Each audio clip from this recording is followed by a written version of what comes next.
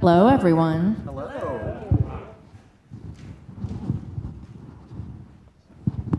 Well, I am going to introduce both of these gentlemen. I'm Erin Enderlin, and I am originally from Arkansas. I now reside in Nashville, Tennessee, but visit often.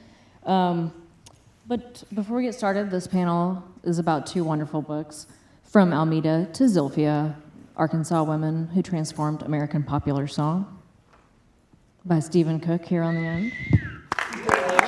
Yeah. And Willie, Waylon, and the Boys, How Nashville Outsiders Changed Country Music Forever, by Bryan Fairbanks.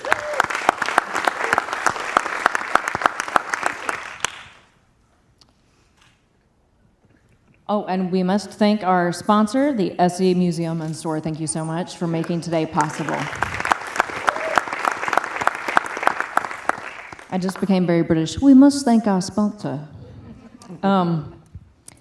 Bryan was an investigative reporter with the Consumerist and Gawker. He's written for The Guardian, Business Insider, Nerve, The New York Observer, many more outlets.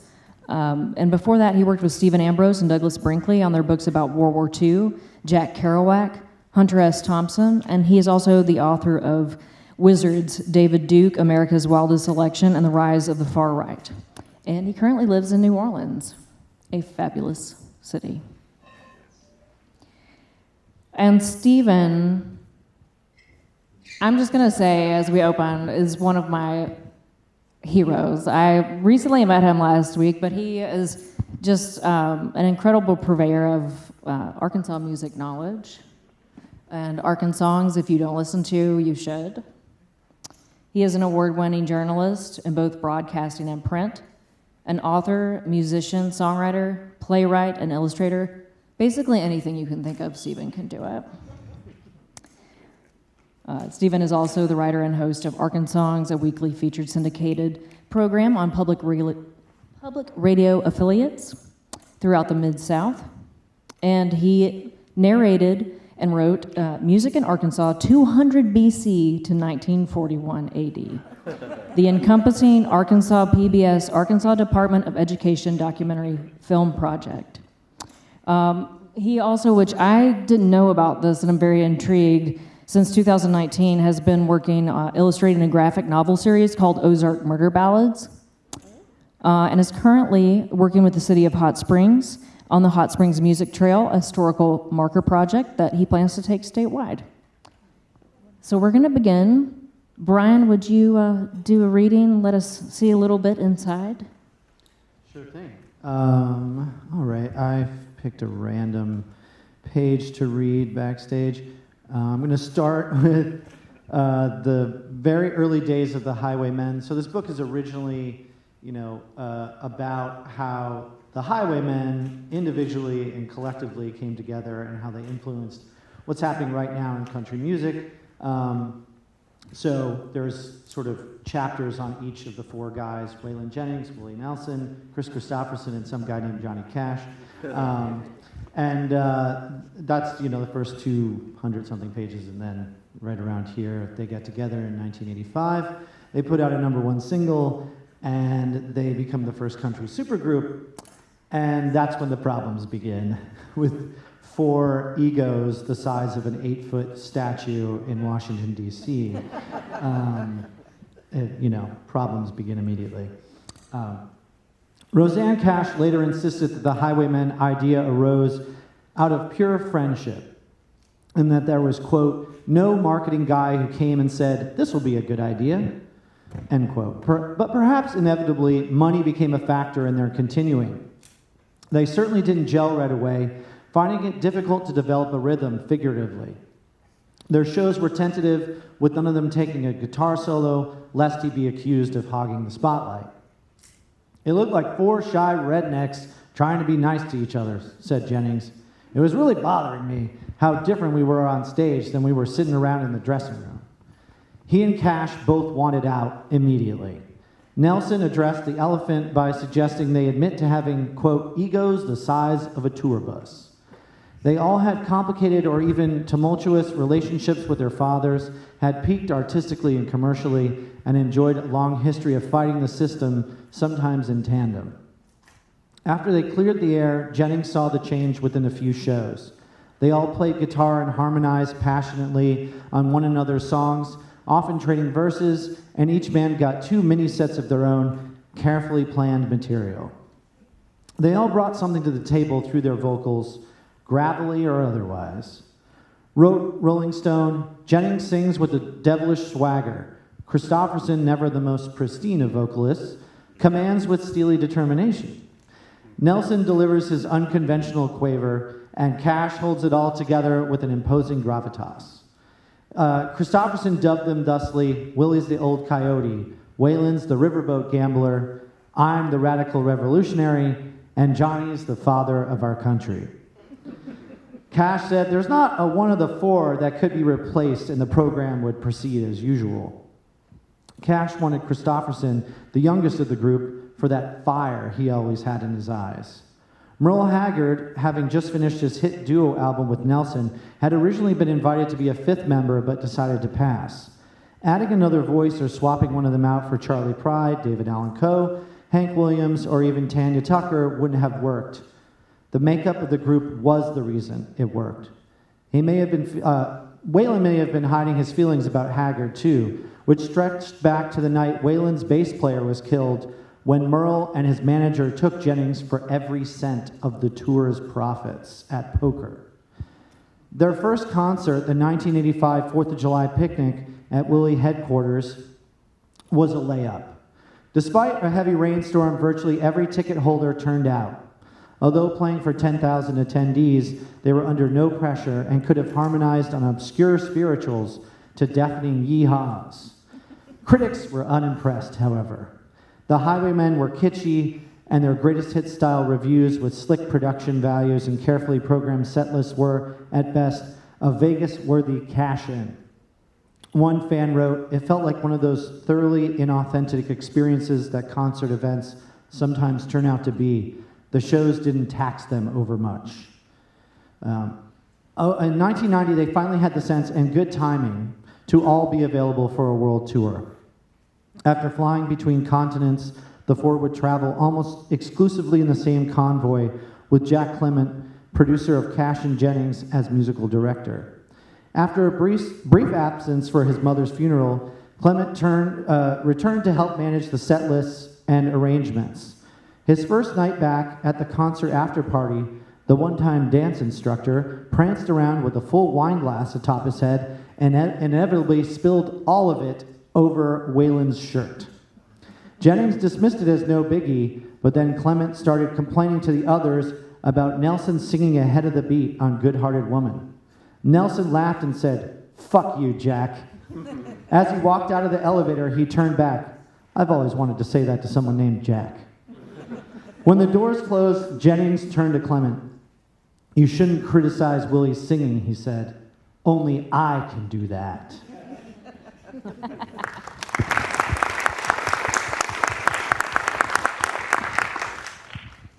Stephan.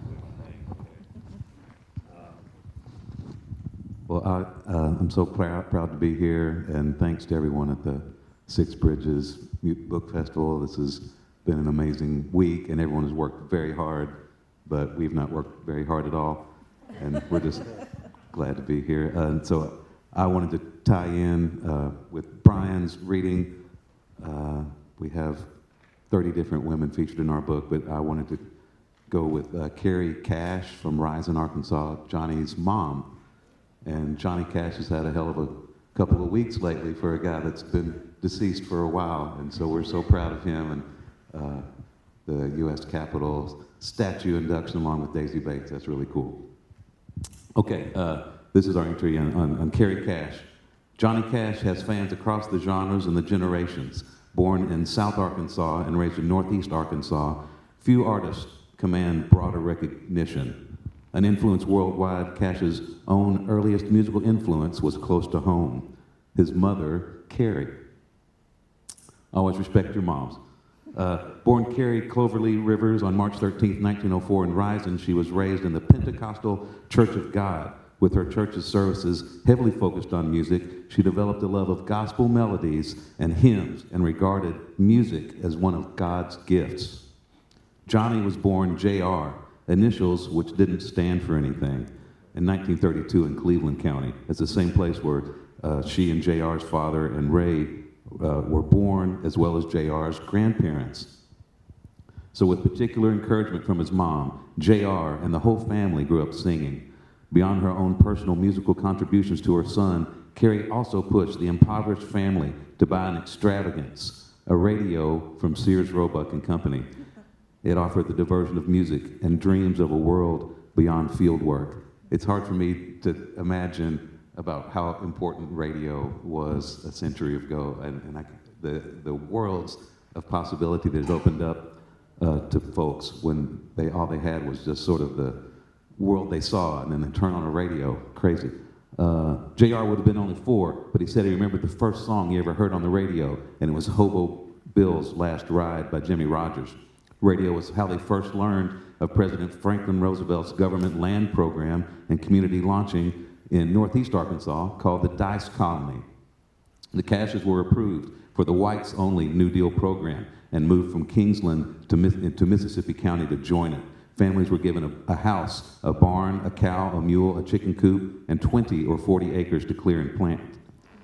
For the arduous winter drive north on rough roads, Carrie and her children slept in the back of the truck that was hauling the family's possessions. Johnny later said, "I am bound for the promised land" was the first song that he ever sang, and it was sung as the family was migrating to northeast Arkansas. Sometimes Mama would cry, and sometimes she'd sing. Cash recalled of the journey in his autobiography, and sometimes it was hard to tell which was which.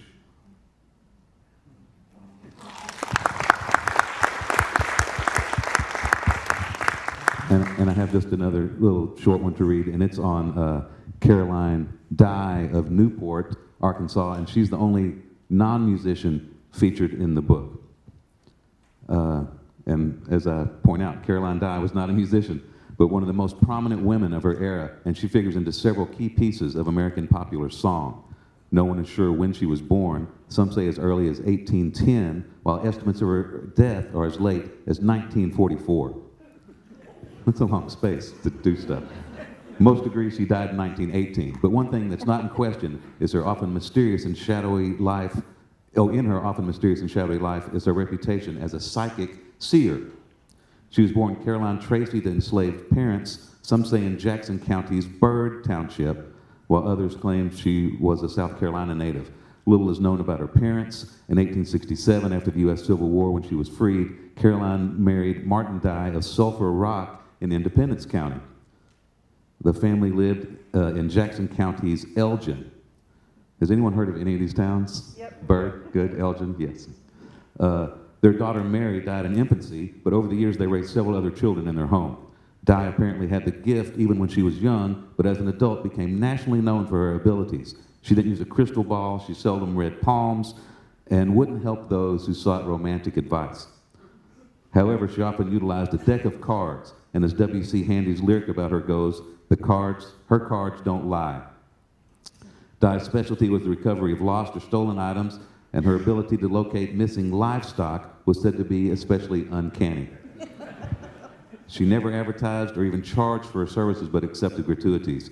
She was a landowner, she was an investor, and she was a rich and notable woman, and perhaps not even Dye herself could have foreseen how successful she would become. Around the turn of the century, they moved to Newport, living on Rimmel Avenue. Dye received so many visitors into her home that she began serving food. The train into town from Memphis was nicknamed by locals the Caroline Dye Special because so many people were coming. She would get letters from all over the region bearing requests and most usually money.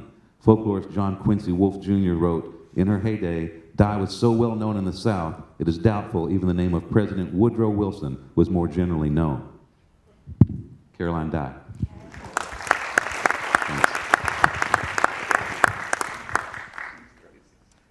And we have a few slides here of a few of the women that are highlighted in your book, Stephen, by Katherine Strause.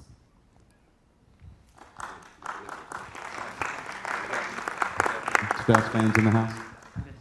Okay, this is Carrie Cash, and I don't know if is Catherine here today? Okay, there. Catherine maybe should. Beautiful work. Well, I look forward to meeting you after this. See, it's dangerous to have her get too close to the microphone, but this is a perfect distance. So Catherine did a fantastic job on this, and this is, I hate to speak for her, but like this is Carrie Cash, and you can see Johnny Cash's arm and shoulder, and the family piano, which is still in Dice, Arkansas. It's been restored by my alma mater, Arkansas State University, and they've done a beautiful job, and I love the details that Catherine did in Carrie Cash's frock there. That's all I think we have to say about Carrie Cash's entry. Okay, and this is Aunt Caroline Dye. There's only one known photograph of her, and this is it. Well, it's Kathy's painting of it, and she and I had to go to the state archives to find some of these photos of the women in this book, because they weren't available even on the internet. And that's when I knew that we were doing something good, that we had to dig so deep for some of these stories. And so that's Aunt Caroline Dye, and we could look at, oh, yeah, this is one of our favorites. This is Zilphia Horton, who is one of the namesakes of the title of the book, and she lived in Paris, Arkansas. And she became known for the folk subgenre of freedom songs, which Dr. Martin Luther King called the soul of the movement, is freedom songs. She would take numbers like This Little Light of Mine and We Shall Not Be Moved, and turn them into galvanizing anthems for the U.S. civil rights movement and the labor movement of the 30s, 40s, 50s, which still goes on today, let us note. And she died tragically and young, but at a place called Highlander School, which still carries on her tradition in Tennessee for workshops and this kind of thing. Fannie Lou Hamer, Dr. King, Stokely Carmichael, all these people that were luminaries of the civil rights movement would attend her workshops and learn how to take songs and take them out into the streets. Huddy Leadbelly called her the only white woman I ever knew that could play the blues. How about that? So that's Zilphia Horton. And so this ties in great with this. This is another one of our heroes from the book, Rosetta Tharpe, but she's doing This Little Light of Mine, so it ties in with Zilphia and with Rosetta Tharpe.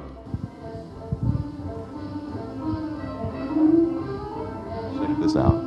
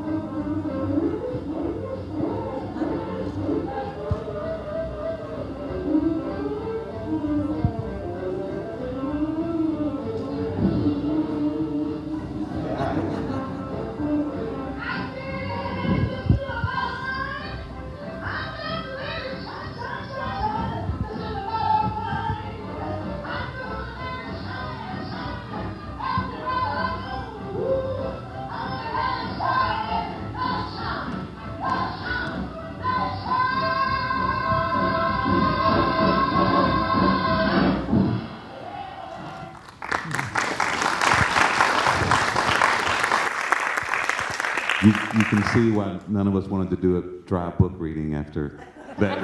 We planned this out backstage, like let's have the video after the book readings. And so that was like from 1960. So like rock and roll is only a few years old, and she is still decades ahead in her technique and her presentation. It's just she's just so amazing. And I just have to say, while I have the floor for a second, there's this program that's with the book festival called WITS, Writers in the Schools. So I showed this to some kids at Sylvan Hills High School yesterday and got the opportunity to blow their mind. It's always fun to show someone Rosetta Tharpe videos. And also, I don't think, did we mention Aaron, that Aaron wrote the afterword for this book? I was lucky enough to get to do that. Okay, yes. So I'd like to thank her for that. And our publisher is in the house too, Aaron Wood from Italia Publishing, Italia Press, and Kathy. So just while they gave me the mic here, I just wanted to thank you guys for seeing the vision of doing a book like this and for your help. And it's just an honor to be in the same room with all you guys. So Well, thank likewise. Well, one thing that I found interesting, in the title of your book, Bryan, it talks about Nashville outsiders changing music.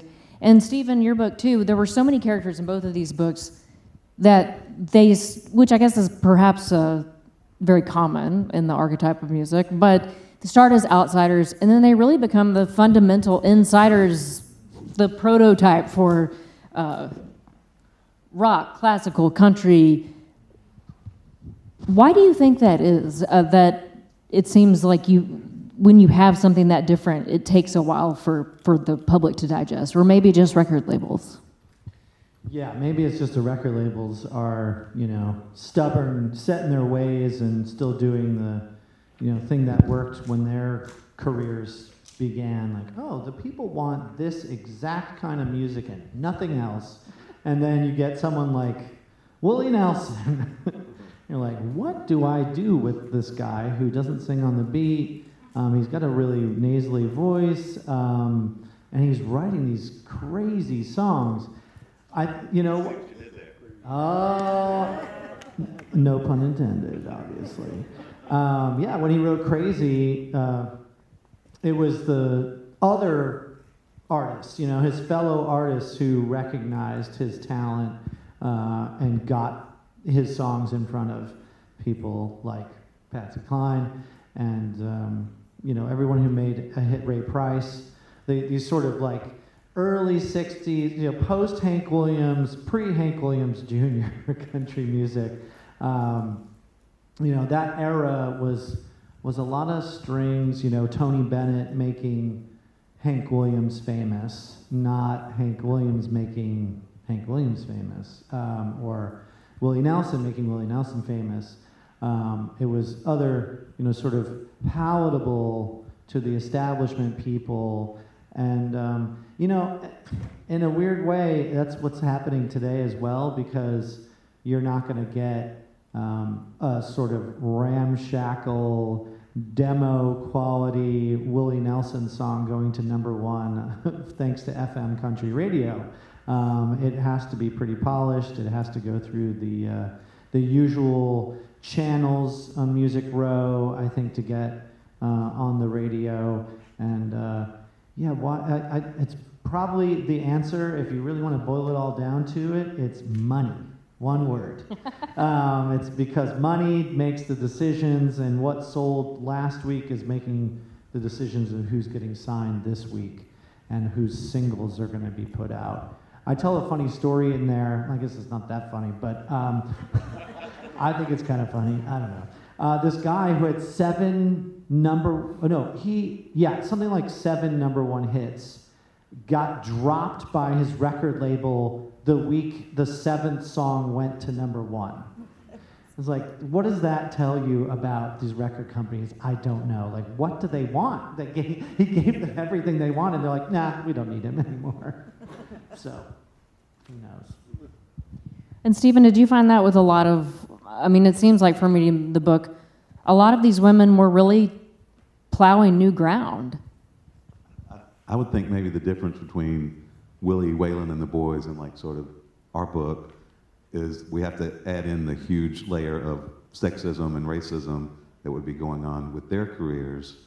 But when you first started talking with this question, I thought of this quote from Al Bell, who said, "Yeah, like they want another one just like the other one." You know, if you're selling, and that you said it, like it's not necessarily, and it's probably it's the same way for books. You know, it's not necessarily we're doing the coolest art and the most awesome art project we can think about. It's to sell units, you know, and that's why they exist. Yeah. I was just going to say, it's all your fault that these... No, I'm just kidding. You people aren't buying the good music. It's such an interesting line between art and commerce and how you see that play out through history. Because you want to sell. You want to sell, Right. too, right? I mean, the artist wants to be known and to have their art popular. And as I'm a singer-songwriter, and it's in my daytime endeavors and nighttime too, I guess. Especially nighttime. And y'all are authors as well, so I'm sure it's not that different in our writing that it seems like as much as you might try to chase something that's out there or do something that's kind of what the machine is doing, it's finding that authenticity about the projects that speak to you, the subjects that speak to you, and being able to put it in your own voice that ends up making something really special. Is that how y'all found it to be in your careers? I try to. I don't know. They can't edit me. I'm too crazy, I guess. I try to, first of all, tell the story the way I thought it should be told, but also you have to do it in the voice that these ghosts aren't going to come after you over. You know what I mean? A lot of the book is about ghosts kind of haunting Waylon because, the opening chapter is about the day the music died, and if you didn't know, the original, passenger list was Buddy Holly, Tommy Alsop, the drummer, and Waylon Jennings. And, Tommy lost a coin toss to Richie Valens, and Waylon gave up his seat to the Big Bopper because the Big Bopper had a cold and didn't want to ride the bus, which had no AC. So they are the ones who perished in the famous, story that gives us American Pie and all that, sort of changing music history because of that. And Waylon, I think, pretty much every career decision he made was, what is Buddy Holly going to say about me doing this? And he also believed that Hank Williams' ghost literally haunted his tour bus because he probably did. It was Hank's tour bus, and I actually heard an interview where you can hear a bottle rolling around in the bus with the Crickets, the Buddy Holly's backup band, and the interview's like, can we get someone to pick up that bottle? And they're like, there's no bottle back there. That's Hank. And there's just a long silence. He's like, okay, next question. So, yeah, these guys were really believed in ghosts. They really believed that, if they did the wrong thing, they made the wrong career move, and they sold out, one of these ghosts is going to haunt them, literally, for the rest of their lives. So they're constantly weighing these decisions based on what somebody else, their mentors would have thought. Did Hank do it that way? Yes, as the song goes. I think it's really like the manifestation of that. That song is just him asking, Hank, am I doing this right? I don't know. I don't think so. Stephan, I've been really excited to see how some of the women that you portrayed in this book have kind of been finding new life, it seems like, in the last few years. And maybe just in little pieces so far, but for instance, Yola playing Sister Rosetta Tharpe in the Elvis movie. And even in Nashville recently, they had a whole week of Florence Price work being performed at Vanderbilt. I mean, I'm not sure exactly what my question is here, but I think that it's so amazing that you're doing this work to collect these stories. And like you said, I mean, some of them, even the photos aren't available online. But as you've been doing this work, have you seen in today's music some of the influence of these women that really excited you? Well, I can't say, I've been doing Arkansongs for a really long time, and I remember when no one had ever heard of Sister Rosetta Tharpe. This is late 90s, early 2000s. She was on a postage stamp in 1998. To me, that's a pretty big deal. And so now I feel like people know who Rosetta Tharpe is. Not everybody, but a lot of people. And so that has been a change that I've been glad to see. I think that can be maybe directly attributed to her getting inducted in the Rock and Roll Hall of Fame and it giving her sort of a boost. I don't know that we're seeing like the musical tradition that she carried on. I don't know who that guitarist is that is doing like what we just saw, and she made us be. I quote her biographer in our book, who says like she made us be a singular talent. That we were just lucky to have her when she was her, and we can't envision 20 guitarists coming along playing like her in this gospel rock thing that she really helped, that she forged herself. She had her artistic vision and she found it, and we're all the better for it, but I don't know who that person is. I would love to know. I would love to hear that. I know who it is. I do, actually. Oh. It's in my book. No. Yola is in my book, but also, she was playing, literally, I was double checking the index to make sure that these are actually in the book because I would have cut them out. But Johnny Cash, also influenced by Sister Rosetta, consider her his idol, essentially. But also, there's a part where Adia Victoria, who's a current artist, I saw her at the Ryman, and she took the stage with her back to the audience, sort of, and in glitter was the words Sister Rosetta on her back jacket.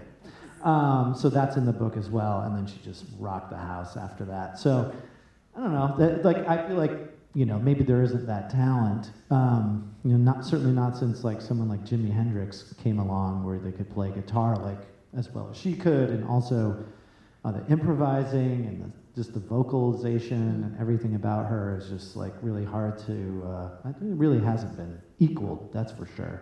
But there are people who I think are inspired by her out there right now, which is second best. So go see them.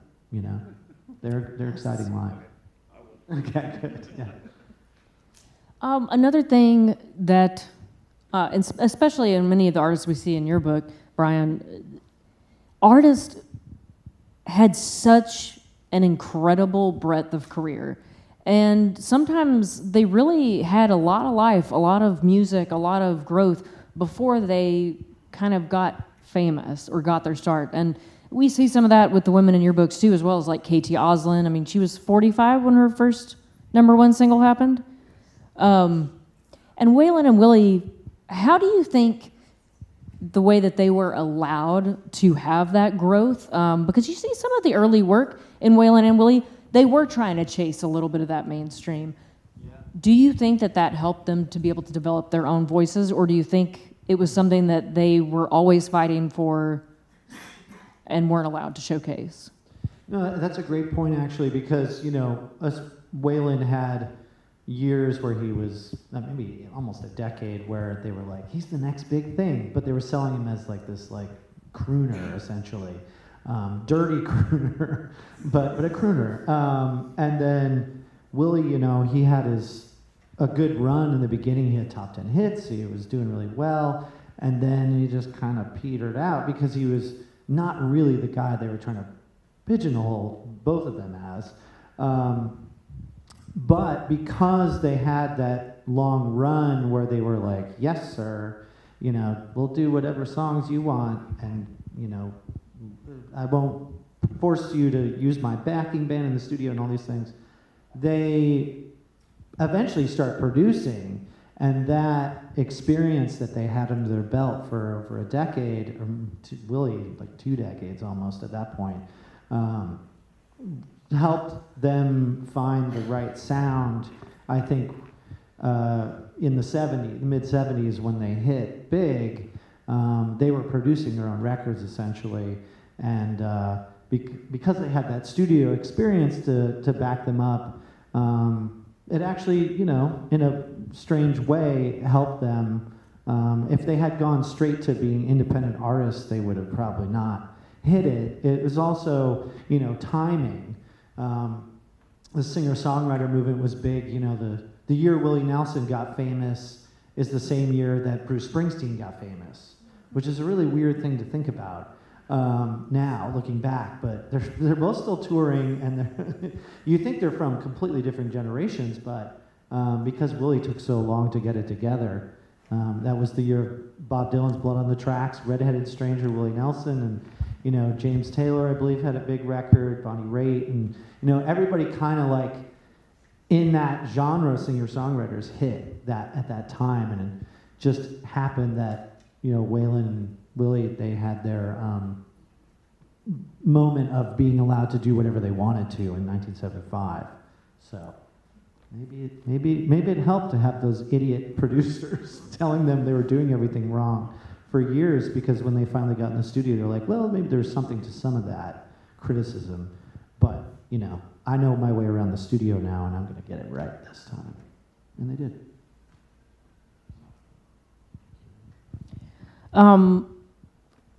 We're going to do a Q&A pretty soon. I would like to maybe talk. I've got another thought that I wanted to bring up.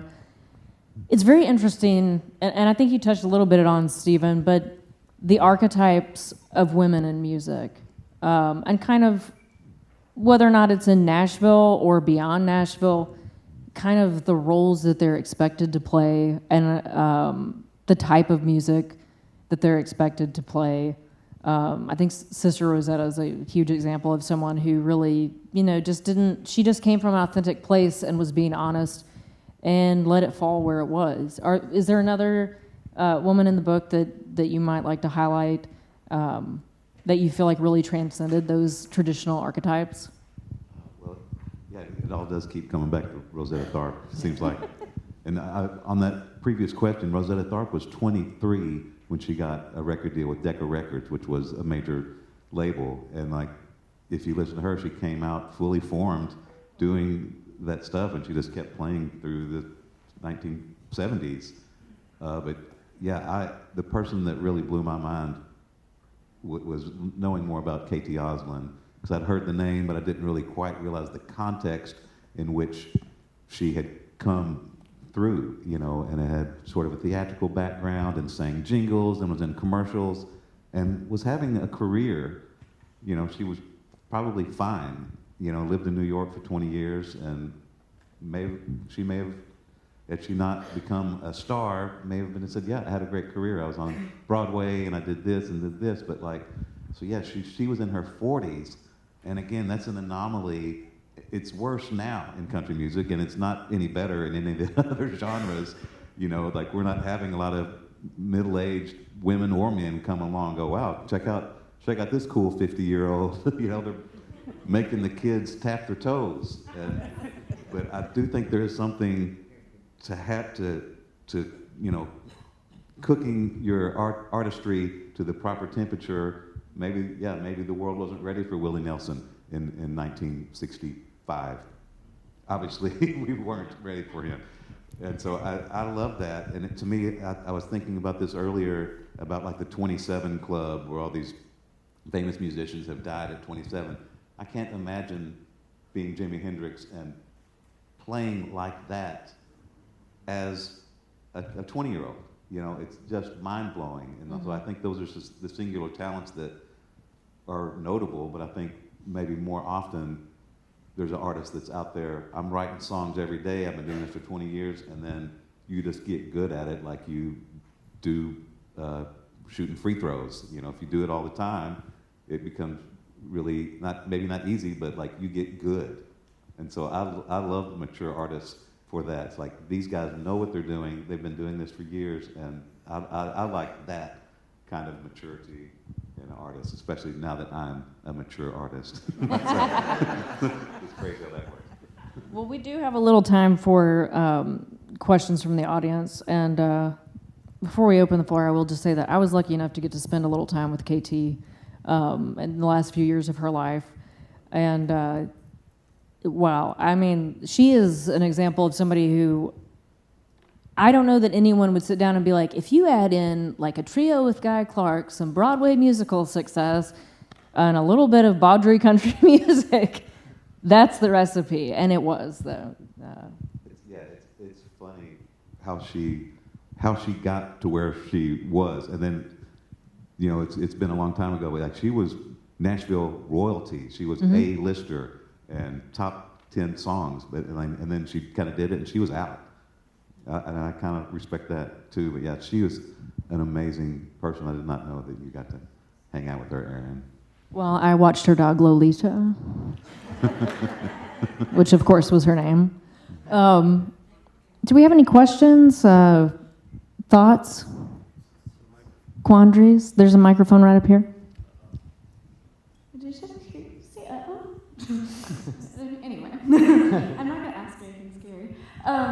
So I'm an archivist, and I feel like both of your books required a ton of research, and I always like to bring it back to the archives because I think they're very important to preserve, and I don't want people to forget about them. I'm just wondering what the most interesting thing you happened upon in your research was, the thing that maybe most surprised you or was like weird. Yeah, that's my question. Unless you don't have something. Were you the lady that videoed me last night doing karaoke? 5 seconds, yes. It's already been deleted. It's for the archives. This was good. You It's should have seen gone him from the singing record. Elvis. It will not be archived. That's good. I'm afraid it's going to go to the archive. I think to answer your question, the most interesting thing was when Katherine and I were going to the state archives, and we found looking for photos of Bonnie Dodd, who was a steel guitar player from Saline County and from Hot Springs. And there were 2 photographs. So I know there must be family or someone has more photographs out there. We found 2 photographs, and one was a publicity shot of her from the 1940s, and the other was a photo that her sister took before Bonnie was going to a doctor appointment and had just gotten her hair did. And to me, this was yeah, See, I told you not to give it. There's a microphone over there. But anyway, I thought that was interesting that those are the 2 photographs, and I was wondering which one Katherine would choose for the book, because of course it was just whatever Kathy wanted to do, and she went with the beautiful publicity photo and not the one of her in her 70s standing by it was a very beautiful bush, but like she was like out on her front porch standing by the bush, like you would take a photo while the bush is blooming, and hope that you match the beauty of the blooms. And I guess I don't really have an end point for that, but those were the hard photographs to find, and it speaks to me of a lifetime of artistry that she did, and that's kind of the whole point of my book here, and just Arkansongs, of people that have really interesting stories, and maybe we've forgotten about them, and they were a huge deal in their era, and I don't think they should be forgotten, because I think, you know, our roots are important. They shouldn't bind us, they should nurture us, but knowing what our roots are is important, and that was kind of what we did with Bonnie Dodd. No, I got nothing. That's good. It's hard to pinpoint like a single thing, but my biggest fear when writing this book was that because it originally started as being this kind of Waylon Jennings biography in the original pitch, that when I lumped in these 3 other guys, that their stories would not be as dramatic, because how do you start a book with one guy, you know, basically having the most famous near-death experience in history, and then he, you know, goes on to remake country music, and then there's 3 other guys that the book is also about. Was that going to work? Well, then I found out, to both my horror and joy, that all 3 of them were almost killed in plane crashes.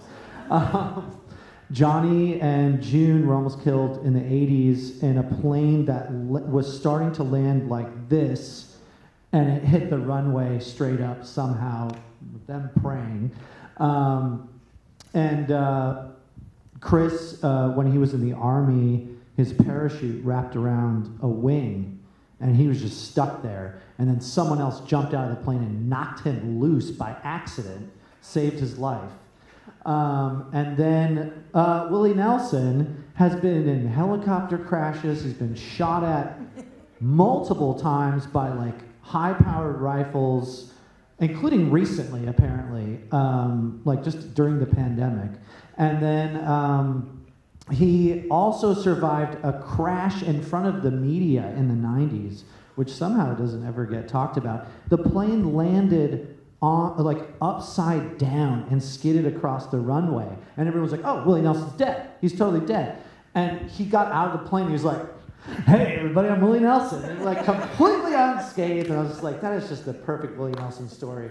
Like everyone else, like, oh, he's dead. You know, they're reporting Willie Nelson has just been killed in a plane crash. And he gets up and he starts shaking her hand. So that's it. That's what I remember the most. He was very high, I'm sure.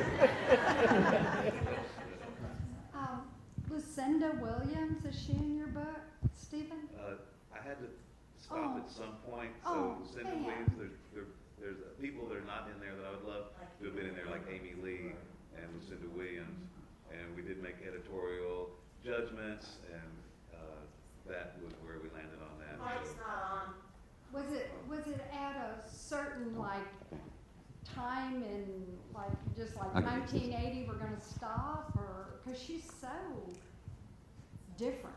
And I don't even listen to country and western, but my husband turned me on to Lucinda Williams, and I love her. Yeah, well, Lucinda Williams is awesome. On this, we can both agree. And she does have her own autobiography out now, but Yes, has... it works. I'm sure it was operator error. So we just kind of had to, at some point, like, where do we stop? Because that's the beautiful thing, is like there are a lot of great Arkansas-connected women musicians that could have been in there. Erin Enderlin, for example, should be in the book, not just writing the afterword, but this is the reality in which we live. That's very sad. You should read it anyway. I know you're wavering now, but it's really good. Still, please consider reading. Find some new favorites. Yeah. Yes, sir.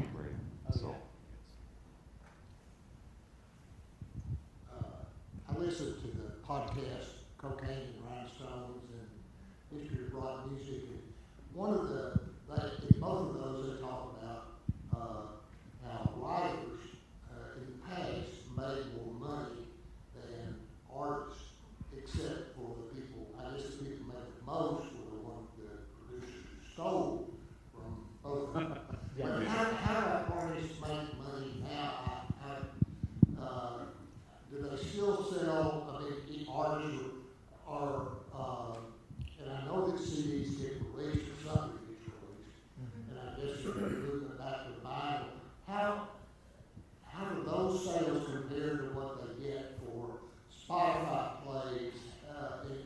And are artists still making money?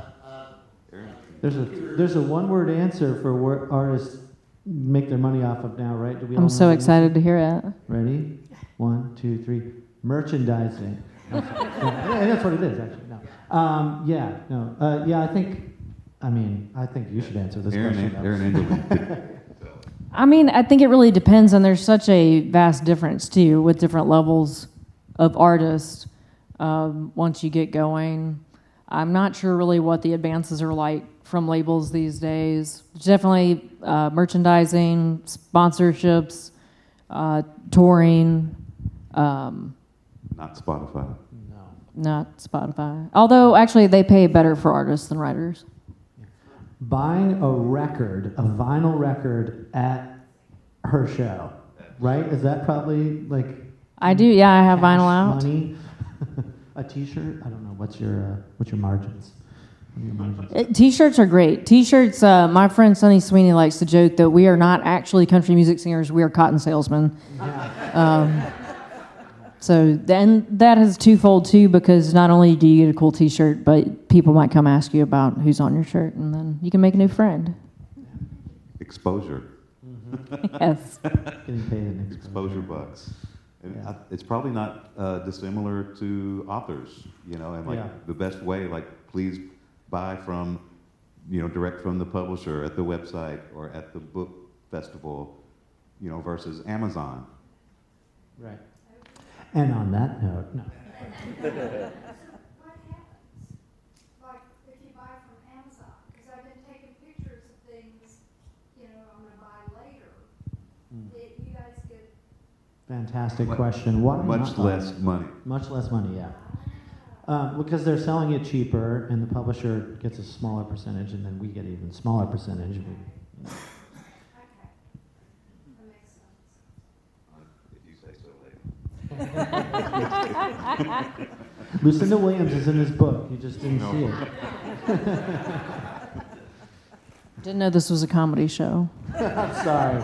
We got It's hard not to do a book about these jokers without being goofy about it.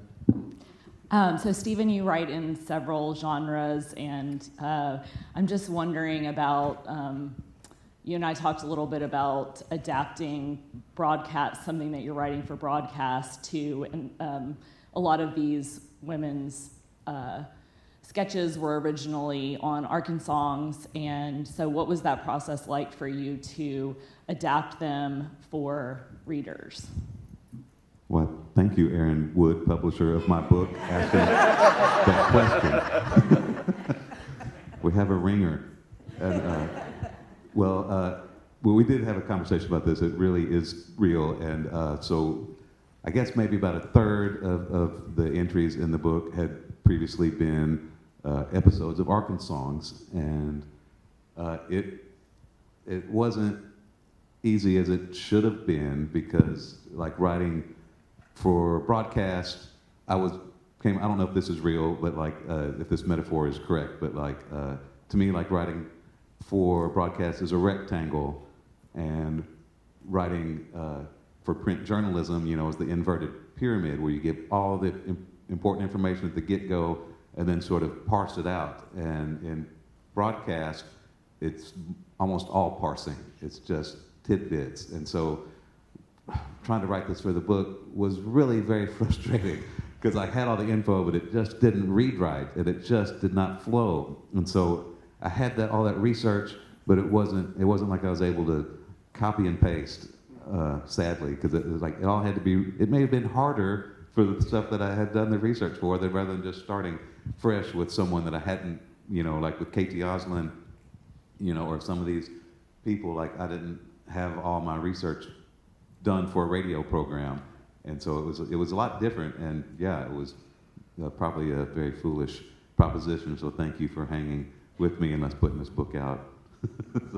So, and the previous panel here with Eli Craner, they were talking about how awesome indie publishers are. So I'd, again, like to commend Italia Press, and if you're buying books, try to buy from the source, from the independent presses that are out there, and from the independent publishers, because I don't know that any major, like if Hatchet, which is Bryan's publisher, would care about something so small like this. But to me, these stories are just as compelling as the stories of Willie Nelson and Johnny Cash. And so, yeah, give her your money, please. Is the end of that. Well, we have about 5 minutes left. Do we have any other questions? I am going to just shamelessly promote myself for 1 second, because it ties in with this, but my first favorite record was Waylon and Willie. First song I learned to play, real song, was On the Road Again. And this year, within a span of 5 months, I was lucky enough to get 2 Willie Nelson cuts. One that came out in May on his latest record, and one that's going to be the very end title song on a new limited series that'll be out next year called The Gray House. So keep your eyes peeled and just know that my heart is exploding inside. I want to say something about Aaron Enderlin.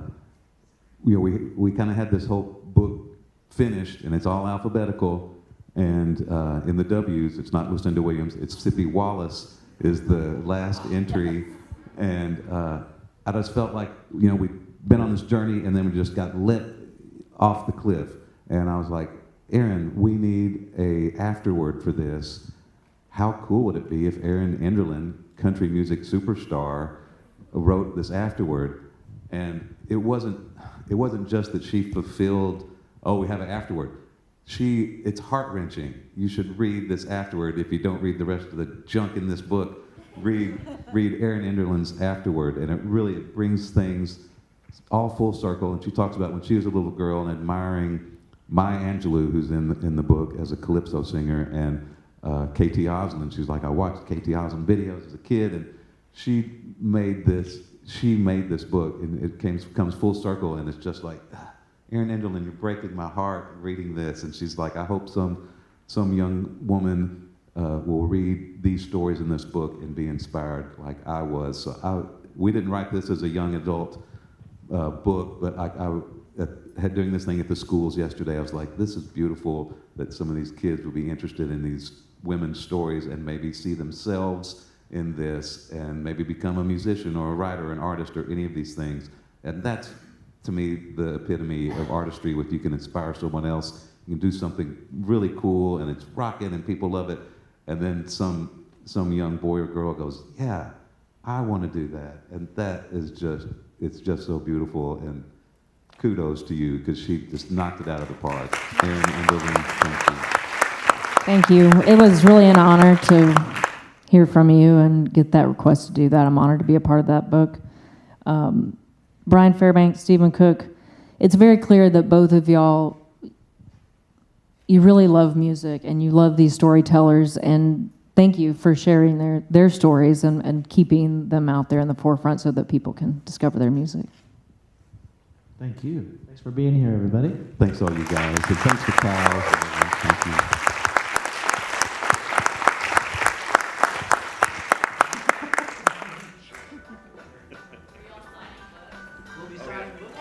Yes, thank you, Aaron. They will be signing out front. Yeah.